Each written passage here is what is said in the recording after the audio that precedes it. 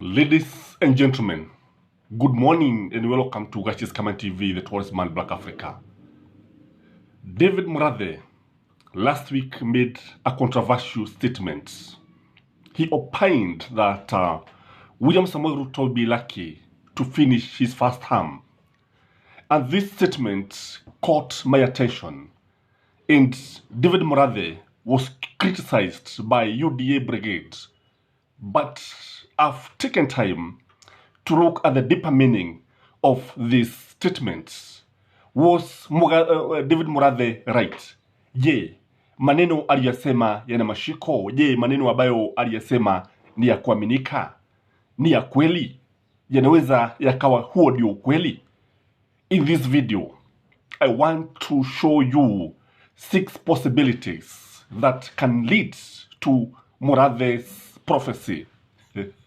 It's a prophecy that can come to pass. Unaweza ukawa ni ubashiri ambao aliutoa. The first thing that can see William Samoei Ruto fail to finish his term is the high cost of living. Kenyans are hurting. Everybody is complaining that they cannot afford anything. Indeed, some companies that generate power have been selling the power with dollars, American dollars, instead of Kenyan shilling, thereby exploiting Kenyans. The high cost of everything. And just the other day, we realized that since William Samoei Ruto took over power, 1,000 shillings has been reduced. The worth of 1,000 shillings has been reduced to 530. So it has depreciated with 470. The high cost of inflation, all this brings to the high cost of living. Na watu wengi wanalalamika, si wazazi wakilipa karo za shule, si watu wa bodaboda, kila mtu analalamika kutokana na yale ambayo tunaona. So this is something that can see people going to the streets. And this is something that can see William Samoei Ruto vacating the office. So David Murathe could be right. The second reason that was the possibility that can see him out of office is the high taxation rate. Kenyans are struggled in their neck. They have a yoke in their neck. Si wapi, kila mmoja, si wafanyikazi wa serikali, si wafanyikazi wa kibinafsi, si watu wa kujiajiri. The high cost of tax is very, very high. Watu wanalipa kodi na kodi zinabadilika kila uchao. Every day we see the taxation rate changing every day. And the government is not, it cannot get enough.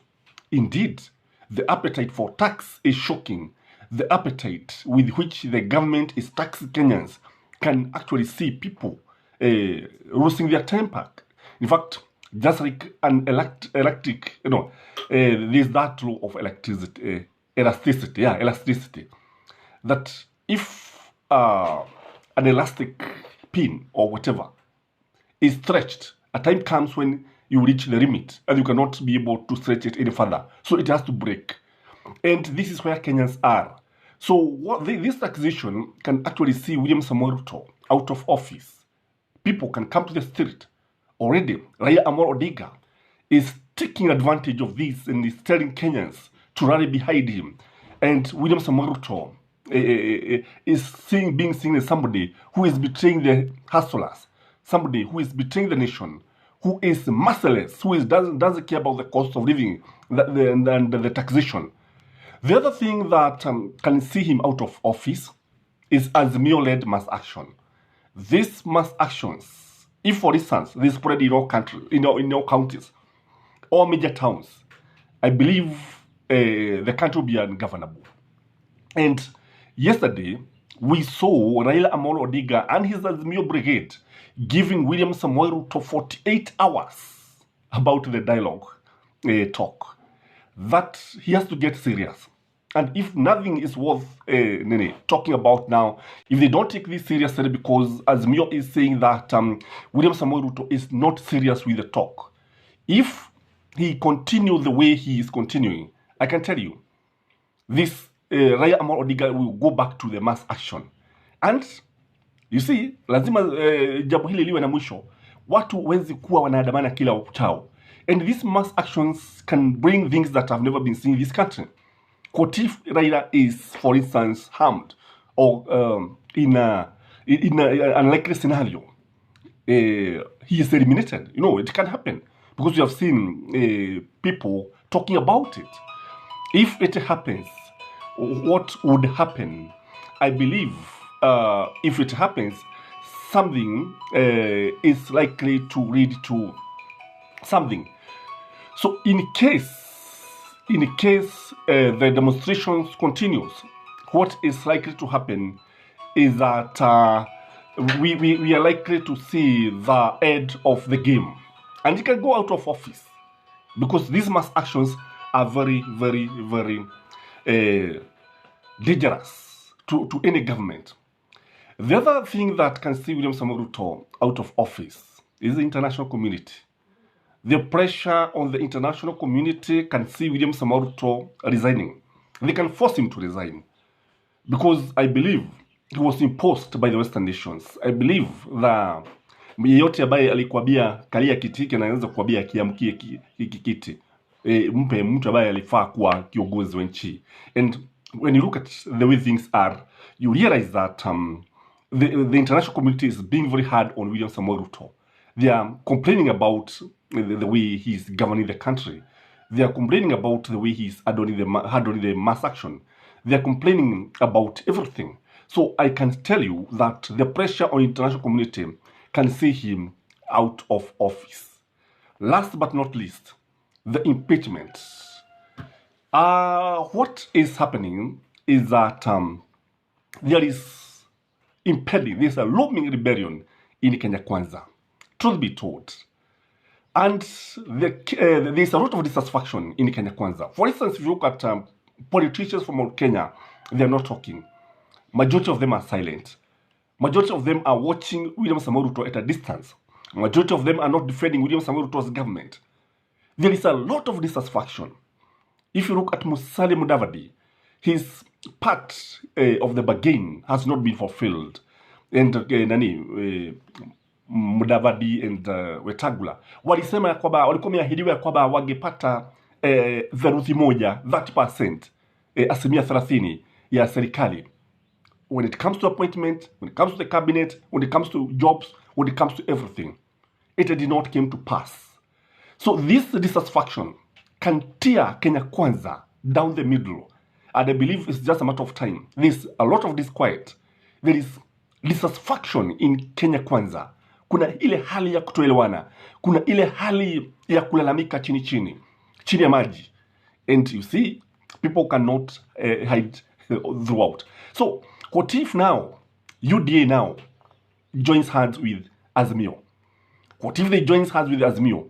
Because I believe those people who are not satisfied with UDA and the way William Samoei Ruto is running the government, because you have seen even Mount Kenya MPs complaining publicly because they are talking about one man, one shilling, one vote, and they are saying that the way William Samoei Ruto abandoned the projects, they are not happy about it, and they are saying that he must start new projects and he must be very keen in the mountain. So what if the mountain rebel and now joins hands with Azimio?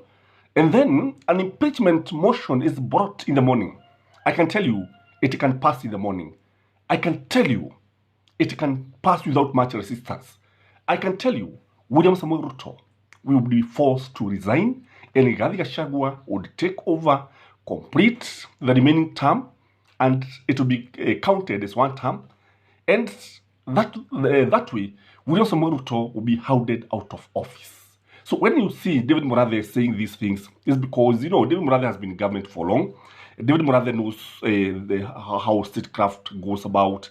He knows things that can make the president vacate the office.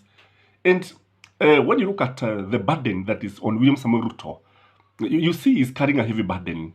You see he's ni mtu ambaye halali kutokana na yale zile changamoto ambazo anakabiliana nazo kila siku.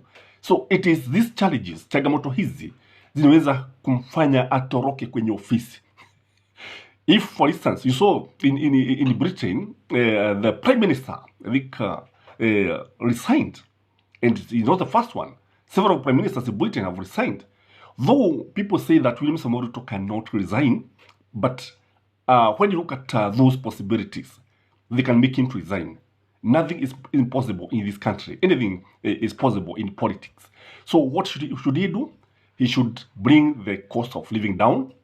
He should stop taxing Kenyans. We are not saying that Kenya should not pay taxes, but what should happen is that it should be something that has a human face, because the kind of taxation we have doesn't have a human face. He should try to fulfill the pledges that he promised Kenyans. And when it comes to the management of the party, he should try to unite the people, and especially he should be very careful with the people of Mount Kenya, because these are the people who can make or destroy his presidency. I don't know what you think, but if you ask me from where I sit, Murathe could be right. I could be wrong also. I could be right. That is my take. Have a blessed day.